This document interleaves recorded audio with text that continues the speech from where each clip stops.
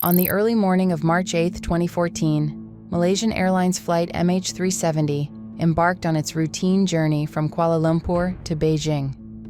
The aircraft, with 227 passengers, 10 flight attendants, and 2 pilots, including the experienced Captain Zahari Ahmad Shah and trainee First Officer Farik Hamid, took off at 12:42 a.m. For the initial part of the flight, everything appeared normal as the aircraft maintained its course for approximately 20 minutes. At 1:08 a.m., while flying over the South China Sea toward Vietnam, Captain Zahari reported the aircraft's altitude at 35,000 feet. Malaysian 370, climb flight level 350. Climb level 350, Malaysian 370. Malaysian 370, maintaining level 350. Shortly after, as the aircraft entered Vietnamese airspace, Kuala Lumpur Air Traffic Control instructed them to contact Ho Chi Minh Air Traffic Control. Malaysian 370, contact Ho Chi Minh 120.9. Good night. Good night, Malaysian 370. Captain Zaharieh acknowledged the instruction with a routine. Good night, Malaysian 370. However, that was the last communication received from Flight MH370. Subsequently, the aircraft vanished from radar screens, leading to an unprecedented aviation mystery. Recently, there has been a development in the search for the missing aircraft. A United States-based company named Ocean Infinity claims to have obtained scientific evidence indicating the location of the plane on the ocean floor. We will explore this development further in the upcoming segments of this video. Breaking news tonight, a Malaysia Airlines flight with 239 people on board has gone missing. Is the idea that perhaps the pilot or co-pilot of this plane took control of the cockpit? It appears to be part of the wing system called the flaperon. So much about this flight simply doesn't add up. We are equally puzzled as well. There is new information coming in that is reshaping the theories. The search about what was in the wrong area.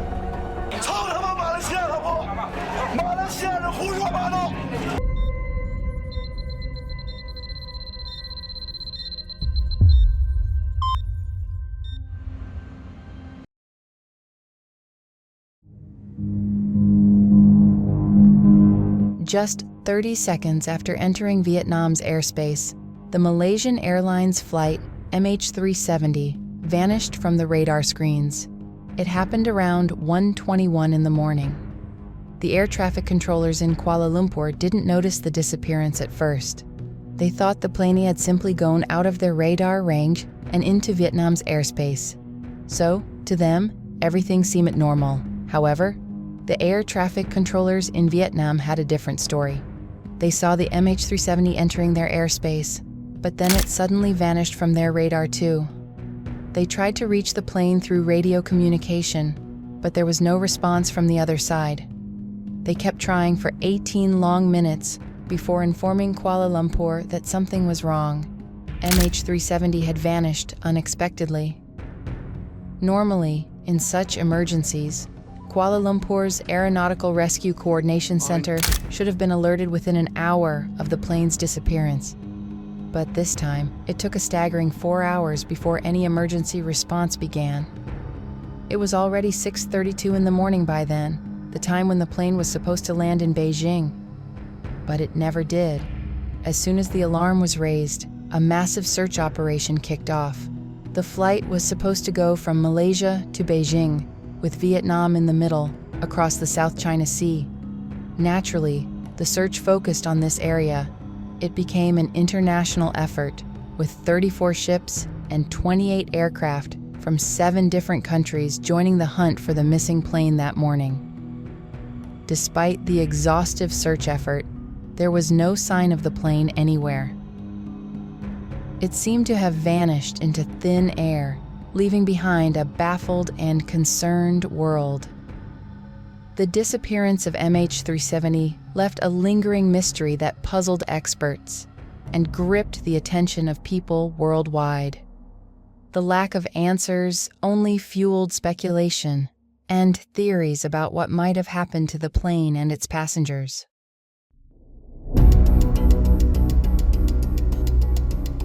About 4 days after Malaysian Airlines Flight MH370 vanished, on March 12th, something surprising came up. While civilian radar lost track of the plane, a military radar caught a glimpse of it that night. Strangely, the military radar saw the plane at 02:22 a.m., not above the South China Sea where it was expected, but near the Andaman and Nicobar Islands. That's way west of Malaysia, over the Strait of Malacca. Even more shocking, the plane seemed to be flying in the opposite direction, towards the Andaman and Nicobar Islands instead of Beijing. This news puzzled everyone. Where was the plane headed? Did it go towards India or crash somewhere like the Himalayas or Kazakhstan? Then, a few days later, investigators found a new clue from satellite data. They saw that the plane was trying to talk to a satellite, which isn't unusual for big planes like the Boeing 777. They do this to make communication easier, a bit like your phone connecting to Wi-Fi. But here's the catch. When the plane tried to chat with the satellite, it only attempted to log in, not sharing its location. The satellite just knew the plane was trying to reach out, nothing more. But some smart scientists and investigators had an idea. They thought, when the satellite got the message, it might have pointed its antenna towards the plane's direction. So, they checked the angle of the satellite's antenna and made some math magic to guess where the plane might be. They couldn't pinpoint the exact spot, but they figured the plane could be somewhere inside a big circle. That circle you see in white? Yeah, that's it. The plane could be anywhere in there when it tried to reach out to the satellite. It tried to chat 7 times, so you see 7 circles. Those are called satellite handshakes, showing when the plane tried to connect. The last circle, the 7th one, shows the latest time the plane tried to chat with the satellite. That's like the last clue we've got. But here's the kicker. That circle is massive. It covers a huge area, from Kazakhstan and China to Indonesia and Australia, even a vast ocean. The plane could be anywhere in that circle, or maybe even farther. That's the last point we know it tried to chat. After that, investigators did some more number crunching. They looked at how fast the plane was flying and how much fuel it had left. Then they estimated where the plane might be. They narrowed it down to a shaded area along the edge of the circle, like a slice of pie. That's where they thought the plane might have gone. But even with all this fancy math, the plane stayed hidden. Despite massive search efforts involving ships and planes from different countries, there was no sign of flight MH370. The disappearance of MH370 left everyone scratching their heads. Families of the passengers and crew were desperate for answers, but none were forthcoming. The world watched anxiously, hoping for some breakthrough in the mystery. But as the days turned into weeks, and the weeks into months, MH370 remained elusive, leaving behind only questions and theories about its fate. The famous 7th arc became a key focus in the search for Malaysian Airlines Flight MH370. This arc is about 2,000 kilometers west of Australia and covers a vast area in the ocean. It's a part of the ocean that hasn't been explored much. On a map, you can see the location of the satellite used for the predictions. The outermost yellow dotted circle shows how far the plane could have traveled with the fuel it had, which was about 7 hours of flight time. The red curved arc represents the 7th arc, where experts believed the plane might have crashed. After the disappearance of MH370, many search operations were launched. The yellow shaded regions on the map indicate where these operations took place. The orange area highlights the priority search zone, where most of the efforts were concentrated. Despite extensive surface searches, no trace of the plane was found. By April 2014, surface search operations were halted because they didn't yield any results. Experts believed that if the plane had indeed crashed, it would have sunk into the ocean rather than floating on the surface. So, deep-sea searches began. This search effort was massive, both in terms of scale and cost. For weeks, months, and even years, teams scoured the ocean floor in search of the missing plane. Despite their relentless efforts, they came up empty-handed. 3 years later, after spending a staggering $160 million, the operation was called off. It was considered a failure, as no significant clues or wreckage were found. However, amidst this disappointment, there was a glimmer of hope. In July 2015, the first piece of debris from MH370 was discovered. It washed up on the shores of the island of Réunion, located east of Madagascar. The debris found was identified as a flaperon, a part of the plane's wing. It was broken, but it provided the first tangible evidence that MH370 had indeed crashed. This discovery brought some closure to the families of the passengers and crew, but many questions still remained unanswered. The search for MH370 remains one of the most extensive and costly in aviation history. Despite the efforts of countless experts and resources poured into the search, the ultimate fate of the plane and the reason for its disappearance remain shrouded in mystery.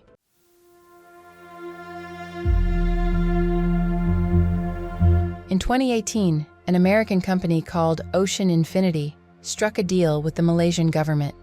They agreed to search for the missing Malaysian Airlines Flight MH370 under a unique arrangement. No fine, no fee. This meant they wouldn't charge anything unless they found the plane. Ocean Infinity embarked on a new search mission equipped with advanced underwater surveillance vehicles. As they combed the ocean floor in the area of the Seventh Arc, they discovered several underwater volcanoes, cliffs, and mountains. Despite months of diligent searching, they came up empty-handed once again. In an attempt to uncover clues, Ocean Infinity decided to investigate the backgrounds of the passengers and crew, particularly the pilots. They delved into their histories to see if there were any red flags indicating potential foul play, such as hijacking. Following these investigations, various theories emerged about what might have happened to the plane. Let's explore them one by one. First, they looked into how the plane could have disappeared from radar. One possibility was an electrical failure on board the aircraft. Alternatively, it could have been an accident or a technical malfunction that caused the equipment to stop working. Another scenario was that someone on board, perhaps a passenger or a pilot, deliberately turned off the transponder, which helps identify the plane to air traffic control. In the case of Captain Zahari Shah, suspicions arose that he might have played a role in the plane's disappearance. Some believed he intentionally disabled communication and diverted the plane, ultimately crashing it into the ocean. But what could have motivated him to do such a thing? Some suggested he might have been struggling with mental health issues or suicidal thoughts. Others speculated it could have been a terrorist hijacking. However, why was Zahari Shah singled out for blame? Supporters of this theory pointed to several factors. Firstly, the plane made a sharp turn back towards Malaysia, which experts argued couldn't have been done by autopilot alone. Secondly, the aircraft flew directly over the border between Thailand and Malaysia, potentially to evade radar detection. Lastly, it was revealed that Zahari Shah had a flight simulator at home, and he had simulated a flight path similar to MH370's route. However, the official leading the search operation dismissed this theory. He argued that Zahari Shah was a highly experienced and respected pilot with no apparent personal or professional issues. There was no evidence to suggest he was capable of such actions, and his behavior didn't indicate any suicidal tendencies or intentions to harm others. Ultimately, the mystery surrounding the disappearance of MH370 persisted despite these theories. The search efforts, including Ocean Infinity's mission, failed to provide concrete answers. Families of the passengers and crew continued to grapple with uncertainty and grief, longing for closure but finding none. Another theory surrounding the disappearance of Malaysian Airlines Flight MH370 suggests the involvement of hijackers or terrorists. This theory gained traction when suspicions arose about 2 Iranian passengers traveling with fake passports. Both individuals had passports that were reported stolen in Thailand. one from an Italian man and the other from an Austrian man. It was believed they planned to use these passports to travel to Europe via Beijing. Investigations revealed that one of the passengers' mothers was waiting for him in Germany. However, despite these suspicions, there was no concrete evidence linking them to terrorism. Interpol even confirmed that they were likely not terrorists but individuals seeking to settle in Europe using stolen passports.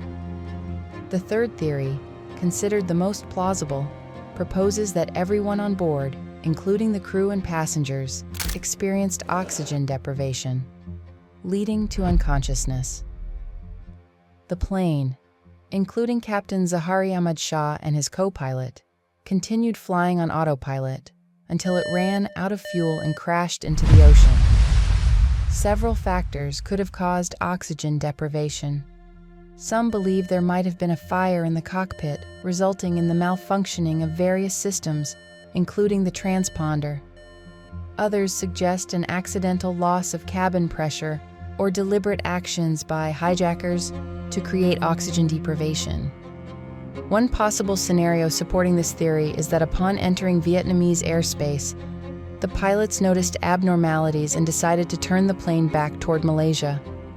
However, during the return journey, a catastrophic event occurred, causing oxygen levels to plummet and rendering everyone on board unconscious. With no one conscious to control the plane, it continued flying on autopilot. Military radar later spotted the plane as it veered southward, ultimately crashing into the Indian Ocean, 2,000 kilometers west of Australia. Initially, numerous other theories circulated regarding the fate of MH370, ranging from alien abduction to conspiracy theories involving military involvement. Some speculated that the US military may have shot down the plane, while others suggested that Russian President Putin had knowledge of its whereabouts. Some even proposed the existence of a new Bermuda Triangle-like phenomenon in the area. However, these theories lacked credibility and were largely dismissed. Despite the passage of many years since the incident, the mystery surrounding MH370 remained unsolved. However, in 2022, after extensive search efforts and technological advancements, significant progress was made in locating the plane. The disappearance of MH370 remains one of the most perplexing mysteries in aviation history, leaving families of the passengers and crew desperate for closure and answers. The search for the truth continues, fueled by the hope of uncovering the events that led to the tragic loss of the aircraft and its occupants.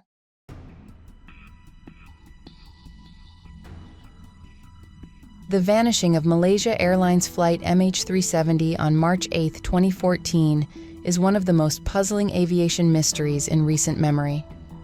Despite extensive search efforts, we still lack clear answers about what happened to the Boeing 777 carrying 239 people. As a result, several theories have emerged, each with its own supporters and skeptics, attempting to shed light on this baffling disappearance. Let's explore three of the most popular theories that have captured widespread attention and scrutiny. When government officials and experts started investigating the disappearance of Malaysia Airlines Flight MH370, they first looked at the pilot. One aviation journalist named Jeff Wise talks a lot about this theory in a documentary. He believes that the pilot, Zahari Ahmad Shah, intentionally crashed the plane. Instead of flying to Beijing like it was supposed to, the pilot turned the plane around and flew south. Jeff thinks the pilot deliberately made the cabin and cockpit lose oxygen and then let the plane run out of fuel. At first, Jeff was pretty sure this theory was correct, but there isn't much evidence to prove it, so it's not a definite answer. Plus, something else happened that made things more complicated. In July 2014, just 4 months after MH370 vanished, something terrible happened. Another Malaysia Airlines plane, MH17, got shot down in Ukraine near the Russian border. More than 300 people lost their lives tragically. US intelligence said it was hit by a missile from the ground. After this incident, some people started thinking that MH370 might have been a victim of an intentional attack, like an act of war. Jeff, the aviation journalist, came up with a theory. He suggested that spies from other countries sneaked onto MH370. They then went down to the electronics bay under the plane where the computers controlling the flight are kept. It's a scary thought, but some people believe this could have happened. This theory is a bit more complicated. In the documentary, some experts suggested that if the plane wasn't hijacked by people on board, or the pilot, then maybe something else happened. They think the plane might have been intercepted by outside forces. A French journalist named Florence de Changy has a main idea about this theory.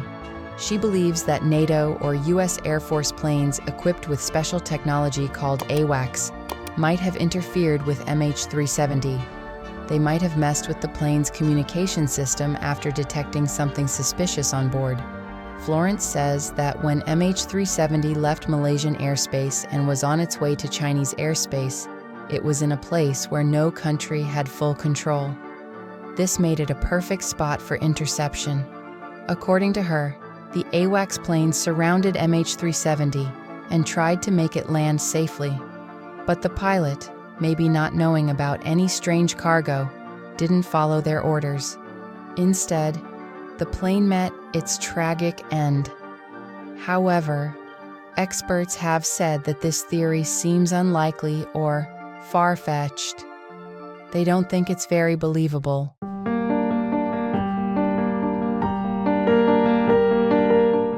Richard Godfrey, a retired aerospace engineer, claims to have unlocked the mystery of MH370 using advanced radio wave technologies. While the intricacies of this technology are too complex to delve into here, the basic principle involves capturing reflections of radio waves to predict the path of an aircraft. Godfrey developed a computer program capable of identifying flight paths by analyzing these weak signals. According to his calculations, MH370 currently rests atop the 7th arc, precisely 4 kilometers underwater. Despite previous search efforts, including Australia's extensive operation, Godfrey believes the plane may have been missed due to the rugged underwater terrain. While Ocean Infinity conducted a subsequent search operation, they did not explore Godfrey's pinpointed location. He maintains confidence in his calculations, claiming an accuracy of 40 nautical miles. He suggests a new search operation within this radius could yield success, covering a much smaller area than previous efforts. This development offers hope for resolving the MH370 mystery. However, some critics question the accuracy of Godfrey's methodology and doubt the likelihood of finding the plane in his proposed location. Nonetheless, Godfrey remains optimistic, estimating that with a focused search effort, the plane could be located within a year, potentially bringing closure to this long-standing enigma by the end of 2022.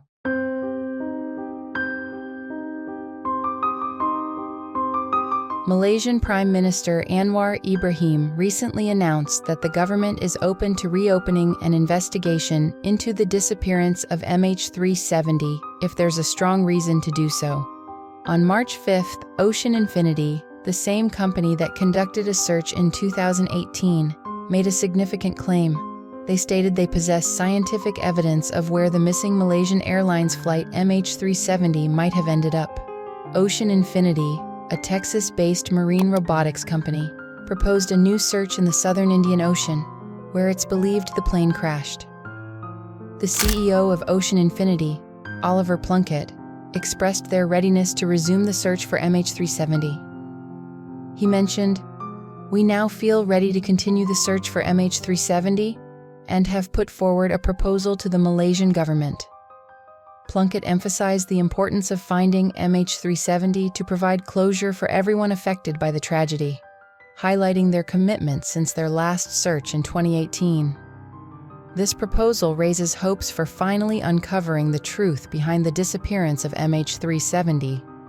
It's a significant step forward in the ongoing efforts to bring closure to the families and loved ones of those on board the ill-fated flight.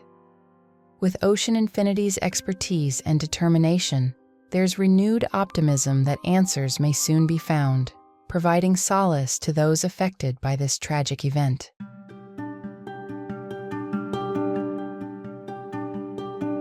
In addition to the search efforts, a drift analysis was conducted to study the movement of ocean currents. This analysis aimed to determine the potential locations where pieces of the plane could have drifted if it crashed in the designated area. According to the drift analysis, some plane debris would have been carried by ocean currents to places like Madagascar and the surrounding islands. Interestingly, pieces of the plane have indeed been discovered in these areas. To date, a total of 30 plane fragments have been found scattered across various islands worldwide. The findings from the drift analysis align well with Richard's analysis, adding credibility to both approaches. This suggests that pieces of the plane may continue to surface in different locations, providing crucial clues about the fate of MH370. These discoveries offer hope that the mystery surrounding the disappearance of MH370 may soon be unraveled. With continued efforts and advancements in technology, there is optimism that we may eventually uncover the truth about what happened to the plane. I hope you found this video informative and insightful. Thank you for watching and stay tuned for further updates on this ongoing investigation.